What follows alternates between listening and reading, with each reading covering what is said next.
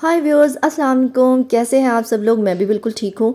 यहाँ पर हम ऊशू ग्लेशियर जा रहे हैं। जैसे कि आपने मेरे पिछले व्लॉग्स में देखा, मालम जबा से हम कलाम आए थे और कलाम आते आते में पूरा दिन लगा और उसके बाद शाम को अब हम निकले हैं ऊशू ग्लेशियर। लेकिन आपने ये गलती नहीं करनी। अगर आपको जाना है तो आपको सुबह सुबह निकलना पड़ेगा ताकि आप लोग वहाँ पर टाइम भी स्पेंड कर सकें और रात का अंधेरा फैलने से पहले पहले वहाँ से निकल सकें। अच्छा, ऊशू ग्लेशियर जितना ज़बरदस्त है ना एक्सप्लोर करने के लिए, आपको उतना ऊशू ग्लेशियर का व्लॉग कहीं देखने को नहीं मिलेगा यूट्यूब पे। यार सिंपल ना 3 वजह है उसकी और बहुत अहम। आखिर तक वीडियो देखना फिर ही समझ आएगी। पहली वजह तो ये है कि रोड कोई इतना इम्बैलेंस है ना, पत्थरों पे गाड़ी चल रही होती है जिसकी वजह से आपका कैमरा हिल हिल के वीडियो बनाता है। और हाँ, यहाँ पर एक और मैं टिप दे दूँ, अगर आप लोग अपनी गाड़ी पर यहाँ तक आना जा रहे हैं ना तो ये गलती मत कीजिएगा। हमेशा जीप का इंतखाब कीजिएगा। जीप पर हम भी आए थे और आपको भी जीप पर आना है, क्योंकि रोड इतनी बीच बीच में से खराब है ना, बीच में से कुछ कुछ पैच खराब है, बाकी कुछ सही है, जिसकी वजह से लोग गलतफहमी का शिकार हो जाते हैं कि हम अपनी गाड़ी ले जाएंगे। लेकिन वो जो पैच है ना जो ख़राब है, वो सिर्फ जीप ही सफ़र कर सकती है। वो और गाड़ी जो है ना बड़ी मुसीबत में, हमने देखा है वहाँ पे गाड़ी बेचारे कितने परेशान खड़े होते थे जो अपनी गाड़ियों पे आए हुए थे। हाँ, अगर आपने जलील होना है फिर आप अपनी कार पर आ जाएं। दूसरा, यहाँ बारिश का कोई पता नहीं होता। बारिश हो जाए तो आप फिर भी व्लॉग नहीं बना सकते। जैसे कि अभी मेरे व्लॉग में आप देख रहे हैं, जीप का शीशा ख़राब हुआ पड़ा है बारिश की वजह से और मैं इसको बाहर से साफ़ नहीं कर सकती, तो इसलिए आपको थोड़ा धुंधला धुंधला नज़र आ रहा होगा। और तीसरी वजह है जनाब आपकी ख़राब तबीयत, यानी कि बदहज़मी। खाना हज़म ना होने की सूरत में जो आपकी तबीयत ख़राब होती है ना, उसमें भी दिल नहीं करता व्लॉग बनाने को। जब आप घर से नाश्ता करके निकलेंगे, ऑब्वियसली पूरे रास्ते में आपकी तबीयत ख़राब होगी, आपको हाजमे का मसला रहेगा, इसलिए अपनी वोमिट टैबलेट हाजमूले वगैरह जो भी है साथ रखें। मैंने तो अपने हाजमे के लिए रास्ते से एक शॉप से पुदीना ले लिया था, जो कि ऊशू ग्लेशियर से 8 किलोमीटर के फासले पर ही एक छोटी सी मार्केट थी जहाँ ज़रूरियात ज़िंदगी की चीज़ें मिल जाती हैं। लेकिन हाँ, ऊशू ग्लेशियर पे जाने के लिए आपको अपने साथ स्नैक्स ज़रूर रखने हैं। और यहाँ पर दूसरी बात, अगर आप सफाई सुथराई के बड़े कॉन्शियस हैं ना, तो फिर मैं आपको बता दूँ, वहाँ के ठेले जो हैं नफरत आ रही होती थी जिस तरह के वो गंदे तरीके से चीज़ें दे रहे होते थे। इसलिए अगर आप कॉन्शियस हैं तो भी आपको अपने साथ स्नैक्स लेकर जाने हैं। तो यहाँ पर पूरा रास्ता आपने मेरे साथ इंजॉय ज़रूर किया होगा। यहाँ पर हम लोगों ने रास्ते में जीप रुकवाई क्योंकि हमें ये एक आबशार नज़र आई थी जो रोड को यानी कि सड़क को क्रॉस करती हुई जा रही थी, तो बड़ी खूबसूरत लग रही थी यार। इतना साफ पानी था ना, नीचे से पत्थर नज़र आ रहे थे, मेरा दिल कर रहा था मैं यहीं बैठ जाऊँ देखती रहूँ, लेकिन बारिश हल्की हल्की हो रही थी, कपड़े गीले हो जाने थे। मैं अब इसके साथ ही आपको पहाड़ भी दिखाऊंगी। पहाड़ हम बिल्कुल ऊपर पीक पर थे, तो ऐसे लग रहा था जैसे ना बादल हमारे करीब ही हैं, हम छू सकते हैं बादलों को। यहाँ पर हमारा 5-10 मिनट का स्टे था, अपना फोटो शूट किया और फिर उसके बाद हम दोबारा से सफर पर निकल पड़े। यार आप यहाँ पर पानी की आवाज़ सुने, कितनी खतरनाक है।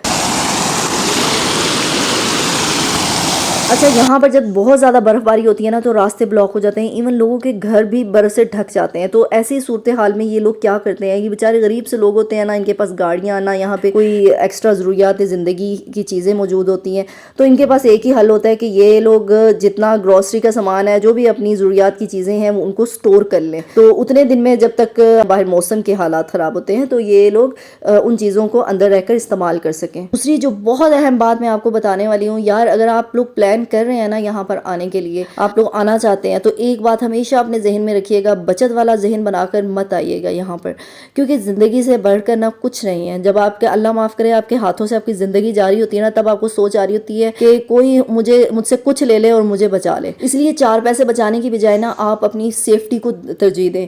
आप कोई भी अगर जीप ले रहे हैं तो उससे पहले चेक करें वो जीप कोई पुरानी तो नहीं है, ख़राब तो नहीं है, कि आप ये ना हो कि आप सस्ते के चक्कर में कि चले यार कुछ नहीं होता, ये थोड़ा सा ही ख़राब है ना, ब्रेक का ही थोड़ा मसला है ना, या थोड़ा सा ये फलानी चीज़ का ही मसला है, कोई नहीं पैसे कम ले रहा है तो हम होके आ जाएंगे। कभी भी आपने ये हरकत नहीं करनी। जब आप इतना पैसा लगा के यहाँ तक पहुँच ही गए हैं तो 4 पैसे और बचा के आप क्या कर लेंगे। और कभी भी जीप में ओवरलोडेड ना हो अपना फ़ायदा करने के लिए, ये अक्सर यंगस्टर्स इस तरह की हरकतें करते हैं। यहाँ पर एक और बात बता दूँ, मैं पीछे आपको बताना भूल गई, एक मशीन भी मैंने दिखाई है, वो पिछले व्लॉग में मैंने दिखाई थी कि उसमें ना बजरी ये लोग बना रहे होते हैं। बड़े पत्थरों को पहले छोटा करते हैं और फिर उसको मशीन में डालकर उससे बजरी बनाते हैं और रेत बनाते हैं, फिर उसके बाद ये लोग पंजाब लेकर जाते हैं। तो भाई बात ये है कि पत्थर भी बेमकसद नहीं है। दुनिया की हर चीज़, कोई भी चीज़ है ना, आप उससे कोई ना कोई फ़ायदा ज़रूर ले सकते हैं।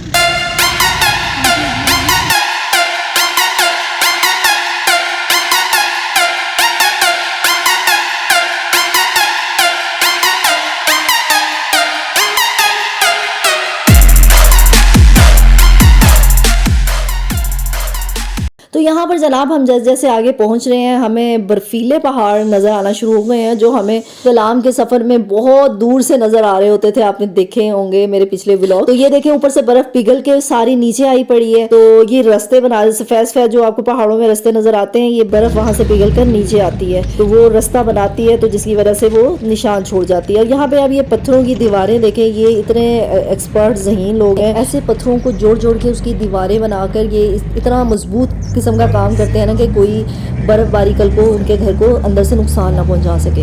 एक और अहम बात जो आपको कभी कोई अपने व्लॉग में नहीं बताएगा, मैं बता रही हूँ, लिख लें। आपने जब जीप पर जाना है ना, तो आपने अपनी लेफ्ट साइड पर कभी नहीं बैठना, हमेशा राइट साइड पे बैठना है। यार आपकी राइट साइड पे ना व्यू ज्यादा अच्छा आ रहा होता है, लेफ्ट साइड पे इतने पहाड़ नजर नहीं आ रहे होते, तो वो घर नजर आ रहे होते हैं छोटे मोटे। नो डाउट अच्छा होता है, लेकिन ज्यादा जो व्यू होता है वो राइट साइड पे ही मिलेगा। तो फाइनली जनाब हम ऊशू ग्लेशियर पहुंच चुके हैं और यहाँ पे ये तेज तेज पानी पत्थरों को क्रॉस करता हुआ जो गुजर रहा है, बहुत ही खूबसूरत मंजर पेश कर रहा था। यहाँ पर मैंने अपना कोट पहन लिया था क्योंकि हम ग्लेशियर पे जा रहे थे, ऑब्वियसली वहाँ पे सर्दी ज्यादा होनी थी यार। तो यहाँ पर हमें जीप ने उतार दिया था क्योंकि आगे जीप जा नहीं सकती थी, रश बहुत ज्यादा था। इसलिए हमने सोचा क्यों ना हम पैदल मार्च करके ही अपनी डेस्टिनेशन पर पहुंचते हैं यार। तो यार अब मैं कुछ सेकंड्स के लिए चुप करती हूँ, क्यों ना इस खूबसूरत व्यू का मजा आप भी मेरे साथ लें।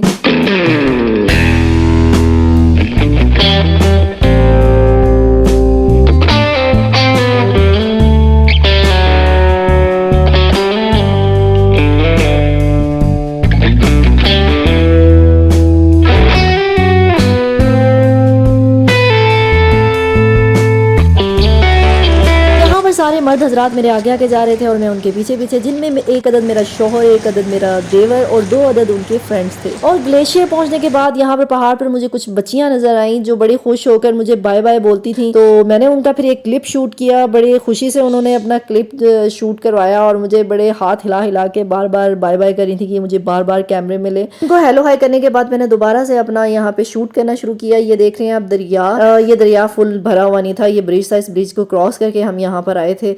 ये यहाँ तक मतलब हम लोग वॉक कर सकते थे, यहाँ पर अपने फ़ोटो शूट करवा सकते थे।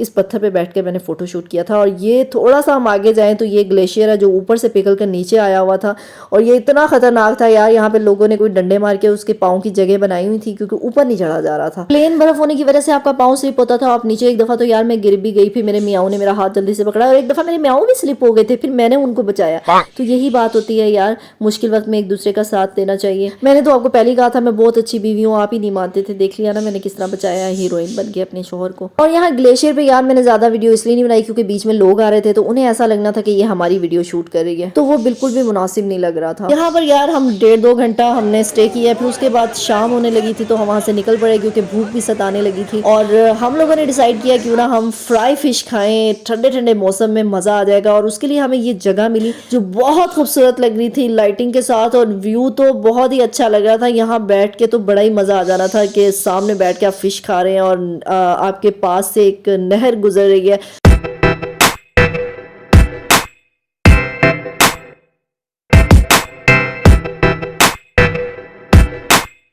और नहर से जो पानी गुजर रहा था यार वो इतना शदीद कोई शोर था ना, क्योंकि बिल्कुल ही उसके एज पे बना हुआ था ये रेस्टोरेंट, तो इसलिए व्यू भी बहुत खूबसूरत, और ये मैं खूबसूरत क्या मैं कहती हूँ गजब का आ रहा था। यहाँ पर खड़े होकर हमने नहर के व्यू का थोड़ा मजा लिया और ये पत्थरों से टकरा कर जो पानी गुजर रहा था इसकी खौफनाक आवाज़ जो है वो उससे बड़ा मज़ा आ रहा था। इतना शोर हो रहा था पानी का, तो मेरा दिल था मैं आपको सुनवाऊं, लेकिन शोर सुन के क्या करेंगे। ये इनका देसी स्विमिंग पूल था। तो जब तक हम फीमेल्स यहाँ का नज़ारा एंजॉय कर रही थी, मेल्स हजरात ने जाकर फिश का रेट पूछा। तो रेट के हालात में आपको ये बता दूं कि रेट इतना ज़्यादा था ना कि हम लोगों ने बड़ी किफ़ायतशारी के साथ पैसे बचाने की खातिर हम लोगों ने ये सोचा कि यार 2 किलो कर लेते हैं, हम 6 लोग हैं, 2 किलो फ्राई फिश बहुत रहेगी। और जब उसे रेट पूछा तो उसने हमें 15,000 सुना दी कि जी आपको 15,000 देना पड़ेगा। हमने कहा इतनी महंगी यार, हम जाके कोई और अच्छा सा खाना खा लेंगे, वो तो वो कम पैसों में भी मिल जाएगा। हाँ बस फिर क्या था, फिर हम सब मछली की हसरत दिल में लिए यहाँ से निकल पड़े वापस। और हम लोगों ने डिसाइड किया हम किसी और जगह पर इससे सस्ती मछली लेकर दिखाएंगे। ये क्या समझता है खुद को। बस फिर यहाँ से निकलने के लिए हमें 3 सीढ़ियाँ चढ़नी पड़ी क्योंकि हम बहुत ही गहराई में आ गए थे इस रेस्टोरेंट की। तो जनाब यहाँ पर हम एक नई जगह पर आए हैं फाइनली मछली फ्राई मछली खाने के लिए यार, लेकिन आप यकीन नहीं करेंगे यहाँ वाले ने भी हमारा दिल तोड़ दिया। इसने भी रेट उतना ही बताया, बस थोड़ा 1000-2000 का फर्क होगा। तो फिर हम सब ने डिसाइड किया कि यार इतनी महंगी मछली खाने के बाद हमारा तो गला भी गीला नहीं होगा तो फायदा नहीं है, छोड़ो परे। यहाँ पर से मछलियाँ छोड़ी हुई थी यार, ये देखें मछलियाँ अंदर पज्जी फिर रही हैं। मैंने इनका थोड़ा सा वीडियो क्लिप बनाया और पानी के अंदर हाथ ये सब लोग मारे थे, मुझे भी दावत दे रहे थे तुम भी मारो यार। पानी इतना कुछ ठंडा था ना। अब ये देखें अभी के मौसम में हम गए हैं, गर्मियां हैं तो गर्मियों में ये हाल है, तो आप खुद सोचें सर्दियों में तो ये बर्फ ही बन जाती होगी, ऊपर से बेचारियां बर्फ बन के अंदर पड़ी होती होंगी।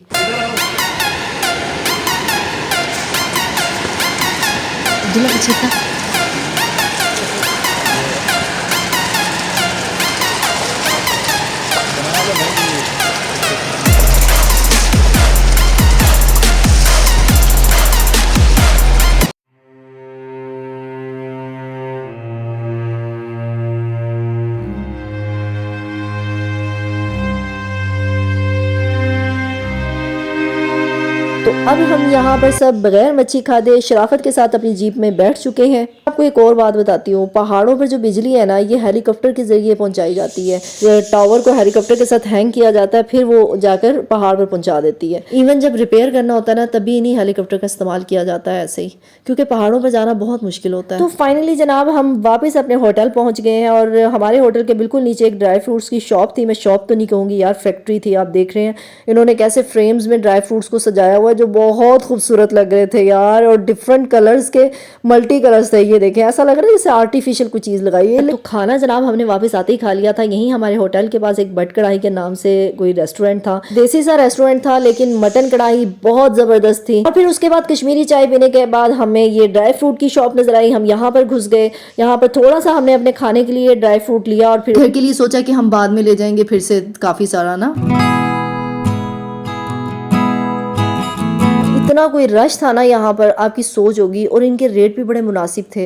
रेट उन्होंने लिख के ऊपर लगाए हुए थे। जो हम लोगों ने हिसाब लगाया ना, यहाँ पंजाब में से मतलब जैसे यहाँ पे 1000 की चीज़ है ना, तो यहाँ पे हमें कोई 200-300 रुपया सस्ती पड़ रही थी वो चीज़। ये अखरोट इन्होंने फ्रेम में लगाए हुए थे यार, मुझे देख के ही बड़ा मज़ा आ रहा था। मैं तो देखे जा रही थी। इन्होंने नीचे भी ये लगाए हुए थे रैक, इसमें इतने सारे पड़े हुए थे, फिर पीछे बैक में लगे हुए थे। माशाल्लाह बहुत ज़्यादा ड्राई फ्रूट था यार, फैक्ट्री लग रही थी। अच्छा यहाँ पर मैं आपको एक फ़नी चीज़ बताती हूँ। मेरा देवर कहता है कि मैं यहाँ पर, वो हमसे पहले होकर चला गया था ना, वो कहता है मैं यहाँ पर आया हूँ, मैंने उससे सारे ड्राई फ्रूट्स ना मांगे हैं। मैंने कहा ये चेक करवाओ, ये चेक करवाओ। इतनी टाइप के थे, जब मैंने सारे चेक कर लिए ना तो एंड पे वो दुकान वाला कहता है ओ माड़ा तुम बताओ तो सही तुमने लेना कौन सा है। कहता मैंने बस फिर वहीं पे ड्राई फ्रूट्स चेक करना बंद किया और मैं वापस आ गया।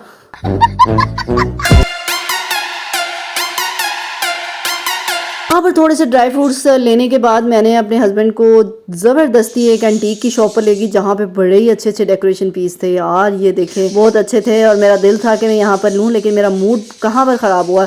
जब मैं इसकी वीडियो बना रही थी ना तो वो दुकान वाला बीच में बोला वीडियो ना बनाएं। तो मैं ये सोच रही थी यार मेरा तो कोई कारोबार भी नहीं है कि मैं इसको जाके इसको कॉपी कर लूँ। खैर मैंने वहाँ पे वीडियो रोक दी और मैं वापस आ गई। महंगी भी बहुत थी यार, असल बात तो ये थी। और यहाँ पर हम वापस अपने होटल आ चुके हैं और यहाँ पर मेरे मियाँओं से सीढ़ियाँ नहीं टापी जा रही क्योंकि थकावट से हम चूर हैं और एनर्जी लेवल बहुत लो है। और मेरे बीमार शोहर से देखें चला भी नहीं जा रहा, आप देख रहे हैं ना, बिल्कुल ऐसे ही लड़खड़ा के ये बड़े औखे होके ये सीढ़ियाँ चढ़े हैं। अब इसके बाद हमें एक और सीढ़ियाँ भी चढ़नी है। यार ये रेस्टोरेंट बहुत खूबसूरत था। इन्होंने ना पेंटिंग्स लगाई हुई थी यहाँ पे सारे उस पे पूरे रेस्टोरेंट में, और बड़ा नीट क्लीन था। दूसरा यार यहाँ के रेट बड़े मुनासिब थे। सिर्फ 5000 में हमें ये कमरा मिला था। आप ये देखें मरी में अगर आप सीज़न में जाते हो ना तो वो इतने कोई भूखे लोग हैं ना, वो कहते हैं कि बस हम इस बंदे को ना बेच खाएं। यहाँ की अच्छी बात ये है कि ये लोग मिलनसार बहुत है, मरी जैसे लोग बिल्कुल नहीं है। एक बात तो मैंने आपको बताई नहीं, उशू ग्लेशियर जहाँ हम गए थे यहाँ पर बहुत सारे चश्मे हैं और यहाँ पर ज़्यादा लोग बर्फबारी देखने के लिए ही आते हैं। तो यहाँ पर जनाब हम अपने कमरे में पहुँच गए हैं और यहाँ पर एक मसला हो गया। मसला ये कि आज का दिन भी हमने पूरा यहाँ पर रहना था, फॉरेस्ट देखना था और भी बहुत सारी चीज़ें जगह देखनी थी। लेकिन फिर अचानक से मेरे मियाँ को उनकी फ्रेंड का फ़ोन आता है। वो कहते हैं यार मुझे इमरजेंसी में आज ही निकलना पड़ेगा क्योंकि मेरी अम्मी घर में गिर गई गई हैं तो इसलिए मुझे जाना पड़ेगा। तो फिर हम लोगों ने सोचा, हमारी गाड़ी में थोड़ा मसला आ रहा था, हमने कहा ये ना हो कि खुदा ना खास्ता गाड़ी बिल्कुल बंद हो जाए तो हम अकेले क्या करेंगे, तो हम भी इन्हीं के साथ निकल पड़ते हैं। ये सुबह सुबह का टाइम है। जब मैं अपने रूम से बाहर निकली तो मैंने शीशे को साफ किया, इतना प्यारा व्यू आ रहा था यार, मेरा दिल कर रहा था यहाँ खड़ी रहूँ, लेकिन बदकिस्मती से वापस जाना पड़ेगा। मज़ा बहुत आ रहा था। आप सामने पहाड़ देख रहे हैं, वो चमक रहे हैं सफ़ेद सफ़ेद, क्योंकि वो सफ़ेद सफ़ेद बर्फ़ है और बर्फ़ के ऊपर जब धूप पड़ रही है तो वो शाइन कर रहा है।